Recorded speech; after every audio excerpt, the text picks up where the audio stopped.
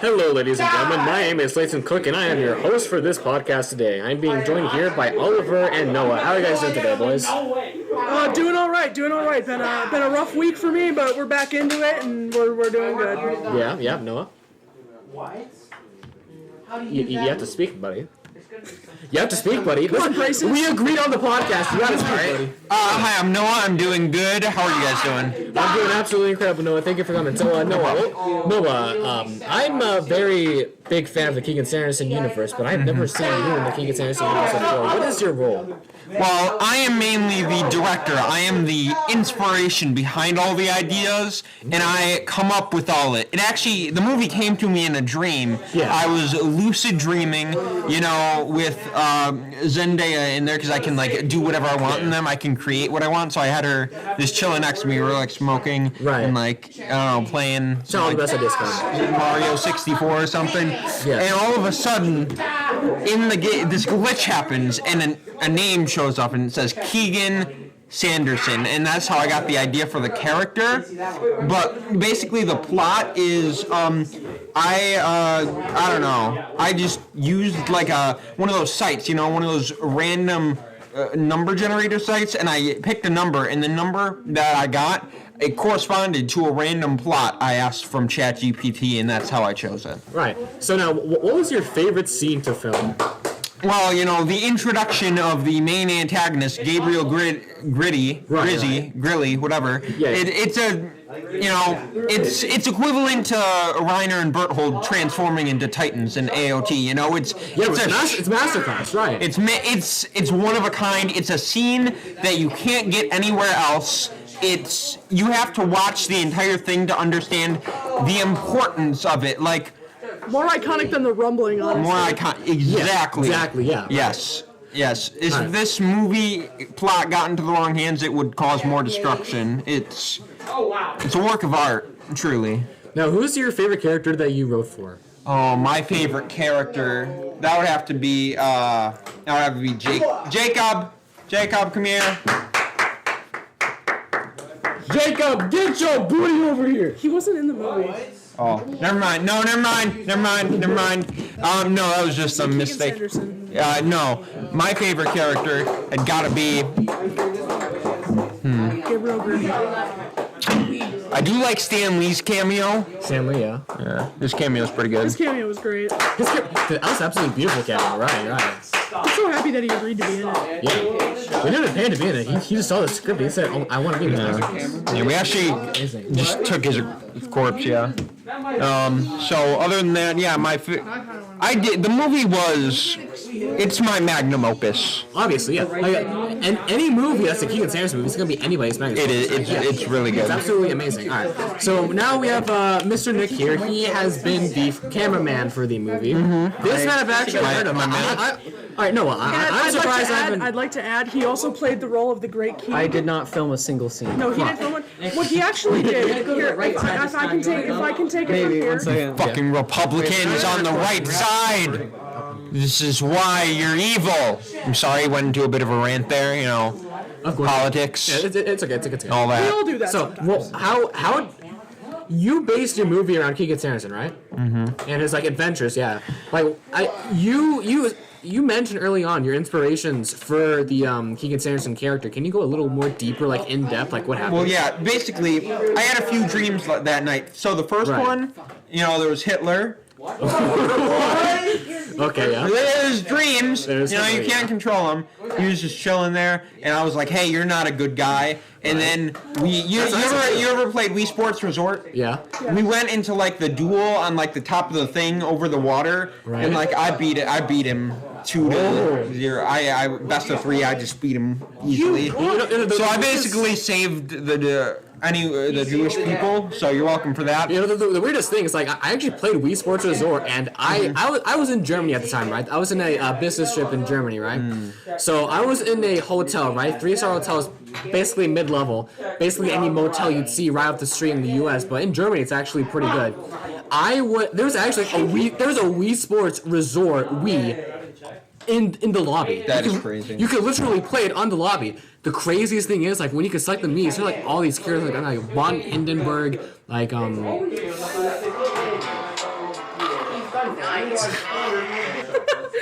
Wii Sports. And among all these like German characters, right? Hitler was there. So I think that was actually the source of your dream because that might have been. That might have been, yeah. So is there any like ties that? Well, Germany... you know, the Wii Sports Resort minigame was actually based off a true story of me and Hitler. Like that actually happened. Yeah. That's how he died. People are misinformed. They think he died from a self-inflicted gunshot wound. Yeah. It was actually me on Woohoo Island, Really? blasting his ass with my katana. Right. Yeah. All right. So is there any like ties that like German people have? Like German people I hate Germans. No. Holy shit. Okay. Would you mind elaborating on this a little bit? They suck. Why would you? Wait, actually, was that the source of the like John scene where like he just looked at someone so menacingly that they just completely evaporated? Is that like the source of it? No, that was actually a symbolism of my atheism. All right. Okay. We have Andrew on the mic now. Thank you very much, Noah.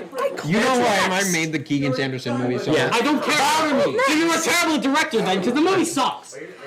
you say? The movie sucked. There's no real sense. Your mom sucked. Me. Last night, Alright. idiot. Here we have Noah, right? Oliver, do you want to take this? Sure.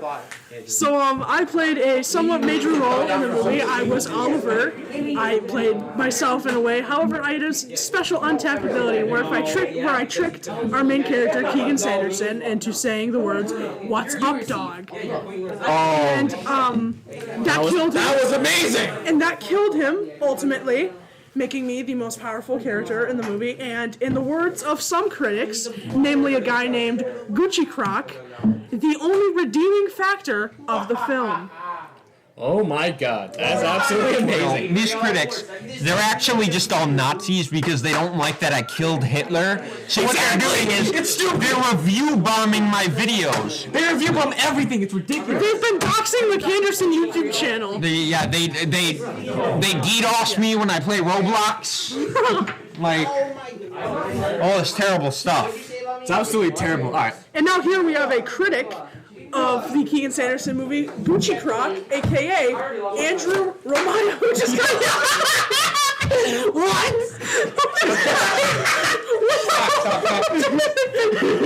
Wait, time out. All right, everyone chill. Keegan, Gangnam Style. All right, now wow, I'm doing a lawsuit here. I just got Everyone chill. Okay. Calm down. No, everyone, shut the And stop. now we have a critic who criticized the Keegan Sanderson movie heavily. Here to talk is Andrew Gucci Croc Ramaya. Take it away, Andrew. He said my grandma should die of lung cancer.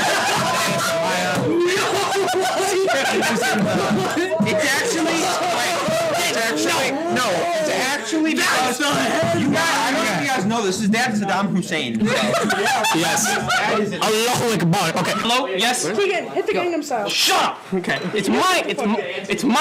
Oh fuck. Okay. All right, okay. I saw part we had some technical difficulties we had to cut. You guys didn't miss anything though, and we're gonna go over the brief sentences we went over. So in short, Andrew has an Italian father, and he has a salami dick. Saddam Hussein is fucking Iraqi. What the fuck? Saddam Hussein was the president of Iraq. No, He was Italian. What the Saddam Hussein. Can I just get time? You know what? Let me just get the last guy. I think that's proving. Wait. Okay. Let me do my part. Stop moving the mic. Hi, yes. I'm Andrew Maya, also by the name of Gucci Croc. I played Gabriel Greedy's stunt double. And honestly, I think the movie was really bad, mainly because I wasn't part of it. But as a protest to get more hours and to get more minutes in the movie, I wrote a review about what I honestly felt about the movie. The movie was awful. I mean, seriously, there was no central plot. It was just what are you talking about? The CGIs were awful. The man was literally hitting the same spot, and there was CGI of different people. But it was awful. Like he was just punching, and it was the same person. It was a repeat scene. It was a reused scene. And let's not forget the fact, Mr. Gucci Croc, and let's not forget the fact that the director broke character every 5 seconds. No, and the cameraman was laughing. He literally turned the camera on him I know. That's what the camera was like. Split second, he turned the camera. Turn the camera on him to go. Keegan Sanderson. So to protest this, I told Keegan that his grandma should have died. Andrew, You can have a random Andrew, splice. is there any redeeming factors to this movie that you would talk about? You know, I've thought about it, and I originally in my review I did say Oliver Isaacson. You know, that Norwegian guy that said up dog. But frankly, I just find it a corny joke. But honestly, his acting and the CGI made around him, like that dark aura effect, I find it the best part of the movie. So yes, there is a redeeming factor. It doesn't redeem it much, but yes, there is some sort of redemption to the movie. But overall, the movie's awesome. So in order to retaliate, I told Keegan his mom should have died of lung cancer, and he responded by cutting me out of the movie. But she didn't have to cut me off. Make it like it never happened, that we were nothing. Alright, so Oliver, now that we're one-on-one here, because everybody left because Noah, quote-unquote, stole everyone away because he started making Nazi comments. Yes. How don't we go over your acting in the movie, because it was, yeah, it was one of the best parts of the movie, like Anthony said, right? Sorry, Andrew said. So I feel like it'd be a good place to start off here when talking like the actual quality of the movie itself. So, absolutely. So there's a scene, right? You've talked about this in the past, the up dog plot twist. Oh yeah, the craziest twist in the film. Absolutely crazy. Hold on, I'm gonna move the mic so it's a little easier for us to hear. Oh, of course. Yes. So now, would you say that? Can you tell me your thought process that you were thinking like throughout that entire scene? Well, you see, what I was thinking is that here we have Keegan Sanderson, an extremely strong opponent. Right. However, and I thought I had to make something that seemed incredibly unrealistic and quite, like, rather silly at times. Just ludicrous. Ludicrous, quite so. Exactly. And, Apologies, we have technical difficulties here. We have one Penge foul. Gang Fei Pao, I believe you'll find his name is. Actually, Leo, you had a role in the movie as well. Would you like Colonizer deterrent, spicy chips. The colonizer deterrent? Oh my god. I can. I ate cheese spicy Cheeto. What? I ate cheese big long spicy Cheeto. Oh boy. Anyway. Yeah, let's get back Anyway, to to it. continue, Yes? my thought process during that scene was just I needed to make a performance that seemed worthy of defeating such a worthy opponent. However, trying to make something that seemed mystical, almost ludicrous-like. Yeah. So I figured, bring back an old joke, or an old twist joke that was Right. around a few years ago, where you would say something about up dog to trick the person into saying, hey, what's up dog?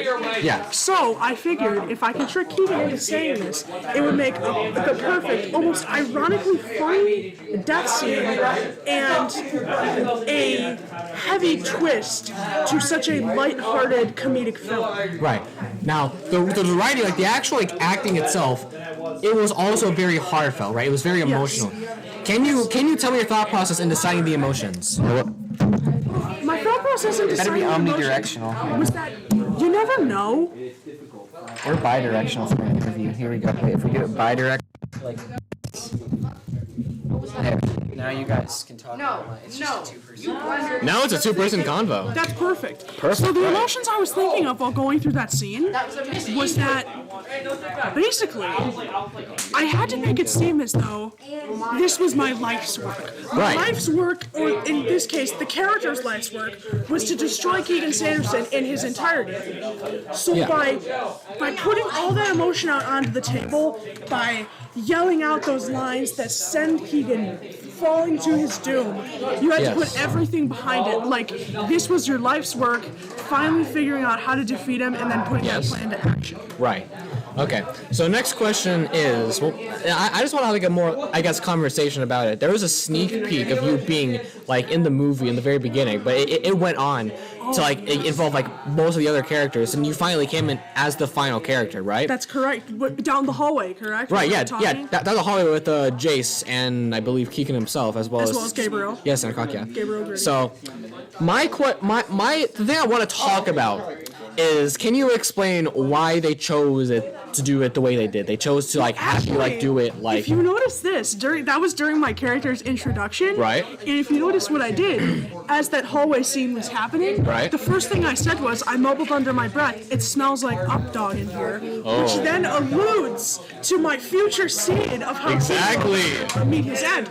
And also, Keegan ignored me when I said that. Yeah. So it alluded to that future scene of the movie where at one point what Keegan once ignored would Yeah. then be his downfall. Exactly. That's actually really good storytelling. Now, for the next thing I want to talk about here, Oliver, right? I would like to talk about the relationship you have with the other characters, like the other actors, because like this was a movie, right? Some people died, right? Keegan definitely You died. always have your but- friends and your enemies. But yeah, but can you explain to me like your relationship with the other actors during the actual filming process? Well, I definitely had a good relationship with our great director, Noah Thorpe. Of course. You know, obviously he was the one who picked me for such a heavy role, and I have nothing but respect for him for it. Yeah. And How did it actually come about? Can you explain like your relationship with like Noah specifically? I recently a friend of mine who also played a minor role in the movie as the Watcher, Dylan Woodworth, Right. had introduced me to his friends Nick, Hooten, and Noah. Interesting. And when I heard that they were making this movie, I was like, oh man, this could be a chance for me to do something cool, do Exactly. something fun. Yeah. You know, just kind of get out there. Yeah. And I was like, you know, if you got any like good villain roles, maybe like a twist character role, I'd be more than happy to play it. And when Noah found a way to incorporate that into the movie, he was the first person I was the first person he called, and I was like, of course I'd do it. I've been wanting to do something like this, and it just seemed like a lot of fun. Huh. Okay. And then for my relationship with the other actors, you know, I met them as the movie went on. You know, Yeah. I'd say the person I clicked the most with was Evan Steelstrom or Really? Keegan Sandercock. Exactly. Yeah. And that was because we were kind of playing a similar role, that antagonistic role. So we spent a lot of time together during production of the movie. Right. Yeah. I saw You that. know, discussing our roles, you know, figuring out how we can move the plot along, and of course, a lot of conversation was spent with the director, figuring out how I would then play into the movie. Well, now that I think about it, a lot of the movie was spent figuring out where we can fit that scene. Yeah. We thought maybe towards the middle so we could see the effects of Keegan's death, but then we Right. decided, what about just a quick, abrupt ending? After Keegan defeated Keegan Sandercock, Bad Guy, and all the other main villains in the movie, we thought this was a happy moment where Keegan finally had redeemed himself, but then we just decided to say, no. Yeah. What if there was someone else? Someone more powerful, someone smarter, someone stronger. who Someone could taller? beat- Yes. Yes. Who could beat Keegan for everything he was worth. Yeah. And then we ultimately decided on making me that final obstacle in which Keegan couldn't cross over. All right. Now, I actually want to advance to that point real quick because Keegan in the movie, he actually progressed. He had a character arc where he became a very powerful figure, right? Now, Himself yeah. for everything. Yeah. However, you seem to be a lot more, I guess, like you were very much down, but then you came like immediately spiked up because like you were very like. You didn't have that big of a role earlier on in the movie, then suddenly you were just the big dog, right? Yes. Yeah. The up dog. The up dog, exactly. In a play on it. Right. Yes. So I'm just wondering why did like that why did the direction process happen that like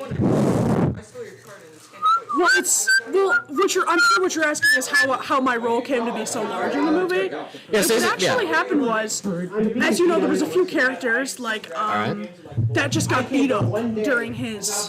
yeah I was one of them. I know you were. Yeah. And what's funny is that I was actually going to say the up dog thing. Keegan would be like, "What's going on?" and then he would beat me up. But then we decided to take a much more melancholic approach to the scene, and we just realized that would make the effects of the ending a lot more significant. Yeah. Okay. So real quickly, there's just a couple of scenes I want to talk about really quickly. Yeah. However, I actually want to go like from like the plot before the Keegan Sanderson movie actually took place. And then that's the last one because my dad Okay. says he's picking me up a few minutes early. Yeah, that's gotta pick you up to get some Little Caesars, I see. Yep. So basically, this is gonna be the last question. I think it's the most significant one, the newest one probably, right? I want to go into like the plot that happened before the movie. I want to go into like the plot of the movie before it actually happened. course. Right. So like, you're not the director obviously, but you're probably the second most knowledgeable person about this, right? Oh, absolutely. So could you tell me a little bit about the plot, like what happened before it was actually filmed? You mean like of how the movie came to be? No. More so like the events which was transpired before the events of the movie itself. You know? Oh, the events that transpired for the film to be made. Yeah. Got it. How our brainstorming. Right. Yeah. What we decided was, after coming to this new place and meeting people like Keegan, Yeah. Noah, Gabriel, and myself, we realized with our whimsical and comedic natures, Yes. we thought how fun it could be to make a movie surrounding one of the like physically funniest characters that we knew. Yeah. The funniest people we knew, which was at the time was Keegan. Right. You know, the hand motions and the funny dancing Yeah. and everything. We thought this would make just a funny, like, you know, Yeah. little silly short or something. But then we Like thought, Adam Sandler, right? basically, yeah. Yeah. But then Right, I we see. decided, instead of just making something like that, gotta add some depth to it. Maybe have Right. a factor of redemption and obstacles that stood in the way, you know, Yeah. i.e. me, John, who played the infamous Bat Guy. Of course, yeah. You know why? Because I hate the and kids of in course- Africa. and of course All they do the- is and of ask for course, stuff. They another never reason- give. They never And give those were back those to main me. villains, along with Gabriel and Keegan. Of course, those. And then during Keegan's redemption arc, I know a question a lot of people asked was, Yeah. what was the point of the beat-ups? Like the 3 beat-up characters, because they really didn't serve much purpose. Yeah. But we were actually using it as a symbol of Keegan's status as someone who rose up above everyone else. Yeah. And exerted his power by setting warnings Yeah. for the main villains. For example, back in, I don't know, the Crusade times, oftentimes opposing kingdoms would, you know, stick the opposing knights' heads on pikes and Yeah. parade them around saying, like, we're powerful now, so, Of course, yeah. you know, we're coming for you. Yeah. So that was a kind of a symbol of that without all the, you know, graphic nature of head on a pike.